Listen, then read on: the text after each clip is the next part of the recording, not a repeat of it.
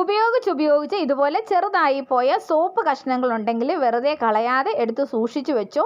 ഇനി വട്ടയപ്പം ഉണ്ടാക്കുമ്പോൾ ഇതുപോലെ നല്ല കളർഫുൾ ആയിട്ടുള്ള വട്ടയപ്പം ഉണ്ടാക്കാം. മുള കരിയാൻ വേണ്ടിയിട്ട് നമ്മളിനി കൈകൊണ്ട് പിടിക്കുകയേ വേണ്ട. തുടങ്ങി ഒട്ടനവധി ടിപ്പുകളുമായിട്ട് വിനിയാസ് ഫെഡിലേക്ക് വീണ്ടും സ്വാഗതം. അപ്പോൾ എല്ലാവരും ഹാപ്പി ആയിട്ടിരിക്കുന്നു എന്ന് വിശ്വസിക്കുന്നു. അപ്പോൾ എല്ലാവരും നമ്മുടെ വീഡിയോ ഒന്ന് ഷെയർ ചെയ്യുക, ലൈക്ക് ചെയ്യുക, സബ്സ്ക്രൈബ് ചെയ്യുക.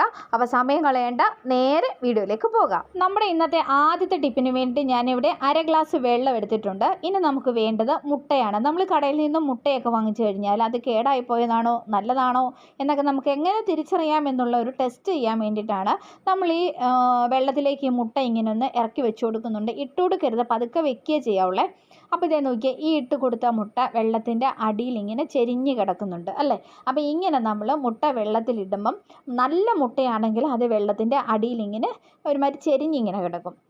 ഇനി മുട്ടയ്ക്ക് എന്തെങ്കിലും കേടുപാടുകൾ സംഭവിച്ചത്, അല്ലെങ്കിൽ പൊട്ടിയിട്ടുണ്ട്, അതല്ലെങ്കിൽ ചീമുട്ടയാണ്, അങ്ങനെയൊക്കെ ഉണ്ടെങ്കിൽ അത് വെള്ളത്തിൻ്റെ മേളിൽ ഇങ്ങനെ പൊന്തി കിടക്കും. ഇപ്പം ഞാനൊരു ഗ്ലാസ്സിൽ ഇങ്ങനെ കാണിച്ചത് കൊണ്ട് നിങ്ങൾക്ക് അത്രയ്ക്ക് മനസ്സിലായിട്ടുണ്ടാവില്ല. അതുപോലൊരു കുറച്ച് ഏറെ മുട്ട, നമ്മളിപ്പോൾ കടയിൽ നിന്ന് ഒരു 10 മുട്ട അല്ലെങ്കിൽ 20 മുട്ട അങ്ങനെയൊക്കെ ആയിരിക്കുമല്ലോ വാങ്ങിക്കുന്നത്. അപ്പോൾ നിങ്ങളൊരു വലിയ പാത്രത്തിൽ വെള്ളം എടുത്തിട്ട് അതിലേക്ക് ഇങ്ങനെ മുട്ട ഇട്ട് കൊടുക്കുക. ഇട്ട് കൊടുക്കുമ്പം ചുമ്മാ ഇട്ട് കൊടുക്കരുത്, പതുക്കെ വെച്ച് കൊടുക്കുകയും ചെയ്യുള്ളൂ, പൊട്ടിപ്പോകാതെ. അപ്പം നമുക്ക് നോക്കിയാൽ മനസ്സിലാക്കാൻ പറ്റും നല്ല മുട്ടയൊക്കെ വെള്ളത്തിൻ്റെ അടിയിൽ ഇങ്ങനെ പതുങ്ങി കിടക്കും. കുറച്ച് എന്തെങ്കിലും കേടായതോ അല്ലെങ്കിൽ ഇടയ്ക്ക് വിള്ളൽ വീണ പൊട്ടുകയോ ഒക്കെ ചെയ്തിട്ടുള്ള മുട്ടകളൊക്കെ ഉണ്ടെങ്കിൽ വെള്ളത്തിൻ്റെ മേളിൽ പൊങ്ങി കിടക്കും.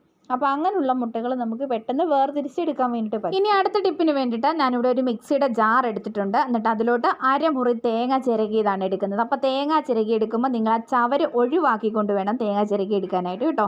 പിന്നെ നമുക്ക് വേണ്ടത് 4 ഏലക്കയാണ്. അത് ഇതുപോലൊന്ന് പൊടിച്ച് എടുത്ത് അതും കൂടി ഇട്ട് കൊടുക്കാം. പിന്നെ ഒരു 1.5 കപ്പ് പഞ്ചസാര ആവശ്യമാണ്.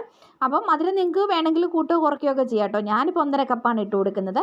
പിന്നെ വേണ്ടത് 1/2 ടീസ്പൂൺ ഈസ്റ്റ്, പിന്നെ ആവശ്യത്തിന് ഉപ്പ് വേണം.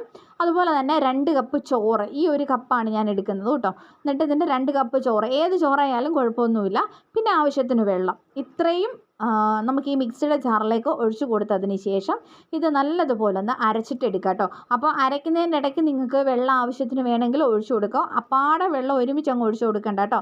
അപ്പം ഇതിങ്ങനെ അരച്ചെടുത്തുകൊണ്ട് വരുമ്പോൾ നമുക്കത് ഈ ഒരു കൺസിസ്റ്റൻസിയിലാണ് നമുക്ക് കിട്ടേണ്ടത്. ഇനി അടുത്തതായിട്ട് ഇതുപോലെ കുറച്ച് വലിപ്പമുള്ളൊരു പാത്രത്തിലോട്ട് 2 കപ്പ് വറുത്ത അരിപ്പൊടി ഇട്ട് കൊടുക്കാം. എന്നിട്ട് ഈ അരിപ്പൊടിക്ക് ആവശ്യമുള്ള ഉപ്പും കൂടെ ചേർത്ത് കൊടുക്കാം. അതിനുശേഷം നമ്മൾ അരച്ച് വെച്ചിരിക്കുന്ന ഒരു കൂട്ട് ഇതിലേക്ക് ചേർത്ത് കൊടുത്ത് നന്നായിട്ട് മിക്സ് ചെയ്യണം. അപ്പോൾ ഒന്നാകെ ഒഴിച്ച് കൊടുക്കരുത്, കുറേശ്ശെ ഒഴിച്ച് കൊടുത്ത് നന്നായിട്ട് നമുക്കിതൊന്ന് ഇളക്കി മിക്സ് ചെയ്യാം. അപ്പോൾ പല വട്ടമായിട്ട് വേണം നമ്മളിത് ചെയ്യാൻ വേണ്ടി കേട്ടോ. അപ്പോൾ ഇതുകൊണ്ട് ഞാൻ അത് മൊത്തത്തിലൊന്ന് ഇളക്കി എടുത്തപ്പോൾ ഇതാ ഈ ഒരു രീതിക്കാണ് നമുക്ക് കിട്ടിയിരിക്കുന്നത്. അപ്പോൾ ഈ ഒരു ഇത്രയും ലൂസായിട്ടിട്ട് വേണം നമുക്ക് കിട്ടാനായിട്ട്. ഇതിന് കൂടി പോവുകയൊന്നും ചെയ്യരുത്. ഇതാണ് ഇപ്പോൾ ഇതിൻ്റെ കറക്റ്റ് ആ ഒരു പരുവം എന്ന് പറയുന്നത്.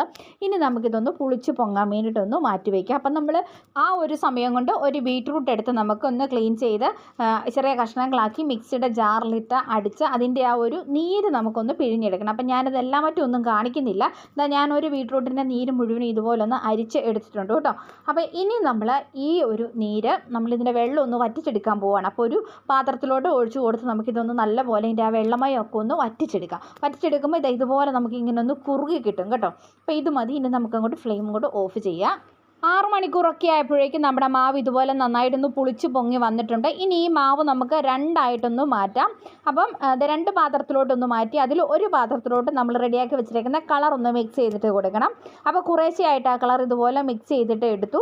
ഇനി നമ്മൾ നമ്മുടെ ഒരു അപ്പം ചുട്ടെടുക്കാൻ വേണ്ടിയിട്ട് പോവുകയാണ്. വേറൊന്നുമല്ല, നമ്മളൊരു കളർഫുൾ ഒരു വട്ടയപ്പമാണ് ഉണ്ടാക്കാൻ പോകുന്നത്. അപ്പോൾ ഇത് അപ്പച്ചമ്പ് ഞാൻ അടുപ്പത്തേക്ക് വെച്ച് കൊടുത്തു. എന്നിട്ട് ഒരു പ്ലേറ്റിൽ അല്പം നെയ്യൊക്കെ ഒന്ന് തടവി അതിൻ്റെ മുകളിലേക്ക് വെച്ച് കൊടുത്തിട്ടുണ്ട്. പെട്ടെന്ന് ഉണ്ടാക്കാൻ പറ്റിയ സിമ്പിളായിട്ടുള്ളൊരു വട്ടയപ്പം കേട്ടോ. കുഞ്ഞുങ്ങൾക്കൊക്കെ ഒത്തിരി ഇഷ്ടപ്പെടും.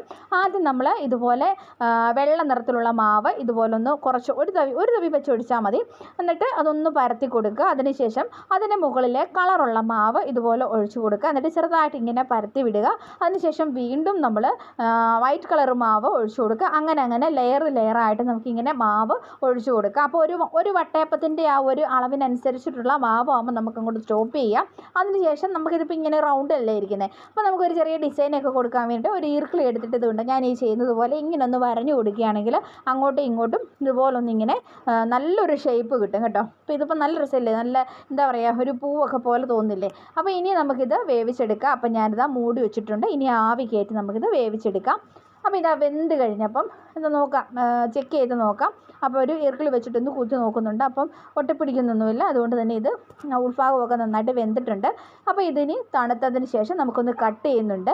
കട്ട് ചെയ്തപ്പോൾ കണ്ടോ നല്ല അടിപൊളി വട്ടയപ്പം അല്ലേ, നോക്കി. കുട്ടികൾക്കൊക്കെ ഒത്തിരി ഇഷ്ടപ്പെടും. വട്ടയപ്പം കഴിക്കാത്ത കുഞ്ഞുങ്ങളും കഴിച്ചോളും. അപ്പോൾ ഇതൊരു വെറൈറ്റി ആയിട്ടുള്ളൊരു വട്ടയപ്പമാണ്, കാണാനും നല്ല ഭംഗിയാണ്. അപ്പോൾ എല്ലാവരും ഒന്ന് ട്രൈ ചെയ്തിട്ട് നോക്കണേ.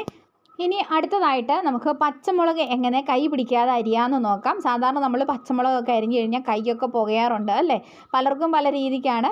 അപ്പം നമുക്ക് ഇതുപോലെ ഒരു ഫോർക്ക് ഉണ്ടെങ്കിൽ നമുക്ക് പച്ചമുളക് ഇനി കൈ തൊടാതെ അരിയാൻ വേണ്ടിയിട്ട് പറ്റും. 2 or 3 പച്ചമുളക് ഈ ഒരു ഫോർക്കിലേക്ക് നമുക്ക് ഒരേ സമയം കുത്തി കൊടുക്കാം. എന്നിട്ട് ഇങ്ങനെ നമ്മൾ ആ ഫോർക്കിൽ പിടിച്ചുകൊണ്ട് ഇതുപോലെ നമുക്ക് അരിയാം. അതല്ലെങ്കിൽ എന്നിട്ട് ഇച്ചിരി കൈ ഇങ്ങനെ കയറ്റി പിടിച്ചെന്ന് പറഞ്ഞാലും നമ്മുടെ കൈ പുകയത്തില്ല.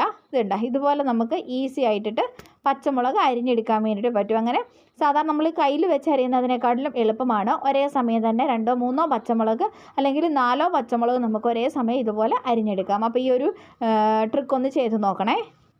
ഇനി അടുത്ത ഒരു ടിപ്പിന് വേണ്ടിയിട്ട് നല്ല ഫ്രഷ് ആയിട്ടുള്ള ആര്യവേപ്പിൻ്റെ ഒരു 3-4 തണ്ട് നമുക്കൊന്ന് ഒടിച്ചെടുക്കാം. അതിനുശേഷം അത് നല്ലപോലെ ഒന്ന് നോക്കി ഒന്ന് ക്ലീൻ ചെയ്തതിന് ശേഷം നമുക്ക് ആദ്യം ഒരു മിക്സിയുടെ ജാർ എടുക്കാം. എന്നിട്ട് അതിലോട്ട് ചെറിയൊരു കഷ്ണം ഇഞ്ചി, ചെറിയൊരു കഷ്ണം മതി കേട്ടോ, എന്നിട്ട് അതൊന്ന് മുറിച്ചിട്ട് കൊടുക്കണേ. ഇനി നമുക്കൊരു 3-4 തണ്ട് ആര്യവേപ്പിൻ്റെ ഇലയും കൂടി ഇതിലേക്കൊന്ന് വൃത്തിയാക്കിയതിന് ശേഷം ഇട്ട് കൊടുക്കാം. എന്നിട്ട് കുറച്ച് വെള്ളവും കൂടി ഒഴിച്ചിട്ട് നല്ലതുപോലെ നമുക്കിതൊന്ന് അരച്ചിട്ടെടുക്കണം. അപ്പോൾ ഇത് അരച്ചിട്ടെടുക്കുമ്പം ഈ ഒരു രീതിക്കാണ് നമുക്ക് കിട്ടുന്നത്. ഇത് നമുക്കൊരു പാത്രത്തിലോട്ടൊന്ന് മാറ്റാം. ഇനി നമുക്കിതിലോട്ട് വേണ്ടത് 2 പച്ചക്കർപ്പൂരമാണ്. അപ്പോൾ 2 പച്ചക്കർപ്പൂരം എടുത്തിട്ട് അത് കൈ വെച്ചിട്ടൊന്ന് ഞെരടുമ്പോൾ തന്നെ അതിങ്ങനെ പൊടി പോലെ വരും. അപ്പം അത് 2 എടുത്ത് ഞെരടിയിട്ടതിന് ശേഷം നല്ലപോലെ ഒന്ന് മിക്സ് ചെയ്ത് കൊടുക്കുക ഒരു സ്പൂൺ വെച്ചിട്ട്. അതിന് ശേഷം വേണം നമ്മളിതൊന്ന് അരിച്ചെടുക്കാൻ വേണ്ടിയിട്ട് കേട്ടോ. ഇതിപ്പോൾ ഞാനൊന്ന് അരിച്ചെടുത്തിട്ടുണ്ട്. എന്നിട്ടൊരു സ്പ്രേ ബോട്ടിലേക്ക് നമുക്ക് മാറ്റാം. അപ്പോൾ ഇതെന്തിനാണെന്ന് വെച്ച് കഴിഞ്ഞാലോ, നമ്മുടെ തലയിലെ പേൻ ശല്യം മാറും. നമ്മളിത് തലയിൽ നന്നായിട്ടൊന്ന് സ്പ്രേ ചെയ്തതിന് ശേഷം നന്നായിട്ടൊന്ന് മസാജ് ചെയ്ത് കൊടുത്താൽ മാത്രം മതി. പേൻ ശല്യം പോകും, താരനുണ്ടെങ്കിൽ താരൻ പോകും. പിന്നെ തലയിലുണ്ടാകുന്ന ചൊറിച്ചിൽ അങ്ങനെയൊക്കെയുള്ള എന്തെങ്കിലും ഈ ചൊറി പോലെയോ വരട്ട് ചൊറി പോലെയോ അങ്ങനെയൊക്കെയുള്ള എന്തെങ്കിലുമൊക്കെ ഇറിറ്റേഷൻ തലയിലുണ്ടെങ്കിൽ അതൊക്കെ പോകാൻ വേണ്ടിയിട്ട് ഒത്തിരി നല്ലതാണ്. ഇതിങ്ങനെ നമ്മൾ മുടിയിൽ നന്നായിട്ടൊന്ന് അപ്ലൈ ചെയ്തതിന് ശേഷം ഒരു 10-15 മിനിറ്റിന് ശേഷം നിങ്ങളൊരു പേൻ ചീപ്പ് ഉപയോഗിച്ച് മുടി ചെയ്യുകയാണെങ്കിൽ പേനെല്ലാം ഉണ്ടെങ്കിൽ അതെല്ലാം ഇളകി പോരുന്നതായിരിക്കും. അതിനുശേഷം ഒരു മൈൽഡ് ഷാമ്പു ഉപയോഗിച്ച് നിങ്ങൾ മുടി നന്നായിട്ട് കഴുകി ഉണക്കിയെടുത്താൽ മാത്രം മതി. അല്ലാതെ കെമിക്കലുകളുടെ പുറകെ ഒന്നും പോകണ്ട. പേൻ ശല്യം മാറാനായിട്ട് വേറെ ഒന്നും ചെയ്യേണ്ട കാര്യമില്ല. ഈ ആര്യവേപ്പിലയും ഇഞ്ചിയും അതുപോലെ തന്നെ പച്ചക്കർപ്പൂരവും നമുക്ക് ഏറ്റവും നല്ലതാണ് പേൻ ശല്യത്തിനും താരനും. അപ്പോൾ ഇത് മറക്കാതിരിക്കുക, ഒന്ന് ട്രൈ ചെയ്ത് നോക്കുക കേട്ടോ. ഇനി ഇന്നത്തെ ലാസ്റ്റത്തെ ടിപ്പിലേക്ക് കിടക്കാം കേട്ടോ. അപ്പോൾ നമ്മുടെ ടോയ്ലറ്റൊക്കെ ഒന്ന് ക്ലീൻ ചെയ്യാന്ന് പറഞ്ഞാൽ പലർക്കും ബുദ്ധിമുട്ടുള്ളൊരു കാര്യമാണ് അല്ലേ. നമ്മൾ എത്ര ക്ലീൻ ചെയ്താലും അത് പ്രത്യേകിച്ച് കുഞ്ഞുങ്ങളൊക്കെയുള്ള വീടുകളാണെങ്കിൽ പെട്ടെന്ന് തന്നെ വൃത്തികേടാകും. അപ്പോൾ നമുക്ക് അതിനൊരു സൂത്രം കണ്ടുപിടിച്ചാലോ. വേറൊന്നുമല്ല, ഇതുപോലെ നമ്മുടെ വീട്ടിൽ ഉപയോഗിച്ച് ഇങ്ങനെ ചെറിയ ചെറിയ ആയിട്ടുള്ള സോപ്പിൻ്റെ കഷ്ണങ്ങളൊക്കെ ഉണ്ടല്ലോ, അത് കുറച്ച് കഴിയുമ്പോൾ നമ്മൾ ഉപയോഗിക്കാണ്ട് എടുത്ത് മാറ്റി വയ്ക്കുമല്ലോ. അപ്പോൾ അതെല്ലാം കൂടെ കുറച്ചൊന്ന് ശേഖരിച്ചെടുത്ത് മാറ്റി വയ്ക്കുക. എന്നിട്ട് ഇതുപോലെ കുറച്ച് ആയി കഴിഞ്ഞ് കഴിയുമ്പം അതുകൊണ്ട് നമുക്കൊരു സൂത്രം ചെയ്യാനുണ്ട്. ഒപ്പം തന്നെ നമുക്ക് വേണ്ടത് കുറച്ച് ടൂത്ത് പേസ്റ്റ് വേണം, അതുപോലെ കംഫർട്ട് വേണം, പിന്നെ പഴയൊരു മാസ്കും കൂടെ വേണം. ഇപ്പം ഞാൻ വീഡിയോയ്ക്ക് വേണ്ടി ആയതുകൊണ്ട് പുതിയൊരു സോപ്പ് എടുക്കുന്നുണ്ടെന്ന് മാത്രം കേട്ടോ. ഈ സോപ്പ് നമ്മൾ ചെറുതായിട്ടൊന്ന് മുറിച്ച് ഒന്ന് എടുക്കുന്നുണ്ട്. അപ്പോൾ ഇതൊരു കത്തി വെച്ചിട്ട് ഇതുപോലെ ചെയ്താൽ മതി. അപ്പോൾ ഞാനത് ഇത്രയും എടുത്തിട്ടുണ്ട്. ഇനി ഞാൻ ചെയ്യാൻ പോകുന്നത് എന്താണെന്ന് വെച്ച് കഴിഞ്ഞാൽ ഇതുപോലെ നമ്മുടെ ആ മാസ്ക് എടുക്കുക. എന്നിട്ട് മാസ്കിൻ്റെ ഈ ഒരു ഭാഗം വെച്ച് ഇങ്ങനെ ഒന്ന് കട്ട് ചെയ്ത് മാറ്റുക.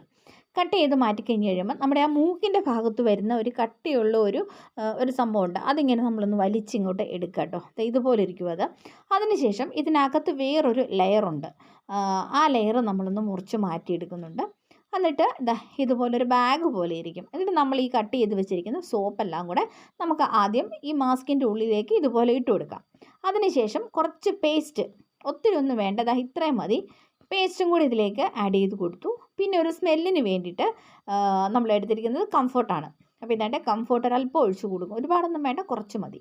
എന്നിട്ട് നമ്മൾ ആ ഒരു ബാൻഡ് പോലെ നമ്മൾ കെട്ടാൻ വേണ്ടിയിട്ട് എടുത്ത് വെച്ചിരിക്കുന്നത് ഈ ഒരു സംഭവം ഉണ്ടല്ലോ, ഇത് വെച്ചിട്ട് നമ്മൾ നന്നായിട്ട് ടൈറ്റ് ചെയ്തിട്ടൊന്ന് കെട്ടി കൊടുക്കുന്നുണ്ട് കേട്ടോ. ഇങ്ങനെ നല്ല പോലെ ഒന്ന് ടൈറ്റ് ചെയ്ത് കെട്ടിയതിന് ശേഷം ഇനി നമ്മൾ പോകേണ്ടത് നേരെ നമ്മുടെ ടോയ്ലറ്റിലേക്കാണ്. അപ്പോൾ ഇതേ നമ്മുടെ ടോയ്ലറ്റിൻ്റെ ഈ ഒരു ഭാഗം ഉണ്ടല്ലോ, ടാങ്ക്, ആ ടാങ്ക് ഒന്ന് ഓപ്പൺ ചെയ്യുന്നുണ്ട്. ടാങ്ക് ഓപ്പൺ ചെയ്തിട്ട് നമ്മളിത് ഈ ഒരു ബാഗ് പോലെ ഇരിക്കുന്ന ഈ ഒരു മാസ്കിൻ്റെ ഈ ഒരു വള്ളിയില്ലേ ഇവിടെ, ഇത് നമ്മൾ എവിടെയെങ്കിലും ഇതിൻ്റെ അകത്തൊന്ന് തൂക്കിയിടുക, ഒന്ന് ഹാങ് ചെയ്ത് ഇടുക. അപ്പോൾ ഇതാ ഞാനിതുപോലെ ഇങ്ങനെ ഒന്ന് ഹാങ് ചെയ്തിടുന്നുണ്ട്. അപ്പോൾ ഇതിനകത്ത് സംഭവം എന്താണെന്ന് വെച്ച് കഴിഞ്ഞാൽ നമ്മൾ ഇതിനുള്ളിൽ വെച്ചിരിക്കുന്ന ഈ സോപ്പും കംഫർട്ടും അതുപോലെ തന്നെ പേസ്റ്റ്, ഇതെല്ലാം നല്ല ക്ലീനിങ്ങിന് ഏറ്റവും നല്ലതാണ്. അപ്പോൾ അത് ഈ ടാങ്കിലെ വെള്ളത്തിൽ കലർന്നിട്ട് നമ്മൾ ഓരോ തവണ നമ്മൾ ടോയ്ലറ്റ് യൂസ് ചെയ്തതിന് ശേഷം നമ്മൾ ഫ്ലഷ് ചെയ്യുമ്പോഴും നല്ല സുഗന്ധത്തോടു കൂടിയുള്ള ഒരു ഫ്ലഷ് ചെയ്യുമ്പം വരുന്ന ആ ഒരു വെള്ളത്തിന് നല്ലൊരു സുഗന്ധമായിരിക്കും. ഒപ്പം തന്നെ നമ്മൾ ഈ പേസ്റ്റൊക്കെ ഉള്ളത് കൊണ്ട് തന്നെ പെട്ടെന്ന് തന്നെ അത് ആ ഒരു ക്ലീൻ ആയിട്ടായിരിക്കും നമ്മുടെ ടോയ്ലറ്റ് ഇരിക്കുക. നമ്മളെപ്പോൾ ഉപയോഗിച്ചാലും ഈ ഫ്ലഷ് ചെയ്യുന്ന സമയത്ത് നമ്മുടെ ടോയ്ലറ്റ് ഓട്ടോമാറ്റിക്കായിട്ട് എപ്പോഴും ക്ലീൻ ആകും. അപ്പോൾ നല്ലൊരു സ്മെല്ല് വരും. പ്രത്യേകിച്ച് ഗസ്റ്റൊക്കെ വരുന്ന സമയത്താണെങ്കിലും നമുക്ക് കുട്ടികളൊക്കെ ഉള്ള വീടുകളാണെങ്കിൽ എപ്പോഴും കുട്ടികൾ കയറി ഇറങ്ങുകയും ചെയ്ത് ഒരു സ്മെല്ലൊക്കെ ഉണ്ടാവാറുണ്ടല്ലോ. അപ്പോൾ അതൊക്കെ ഒഴിവാക്കാൻ വേണ്ടിയിട്ട് നമുക്ക് ഇതുപോലെ ചെയ്യാം. ഏകദേശം 1 മാസത്തോളം എങ്കിലും ഇത് നിലനിൽക്കുകയും ചെയ്യും. അപ്പോൾ നിങ്ങളും ഇതുപോലൊന്ന് ചെയ്ത് നോക്കണം. എന്നിട്ട് നിങ്ങളുടെ അഭിപ്രായങ്ങളൊക്കെ ഒന്ന് അറിയിക്കാനായിട്ട് മറക്കരുത്.